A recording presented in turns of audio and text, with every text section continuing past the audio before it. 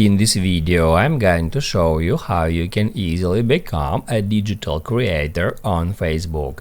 Be sure to watch the video to the very end so you don't make any mistakes, and of course do not forget to like this video and subscribe to my channel. Thanks guys. So let's get started, and first off, open up Facebook app, then go to your profile, tap at that button, and then tap where it says turn on professional mode. Turn on, continue.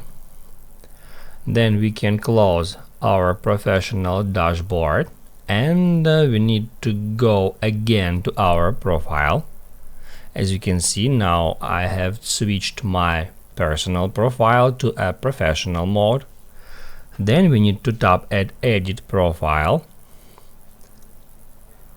After that, tap at edit next to details. As you can see, my profile category is now digital creator.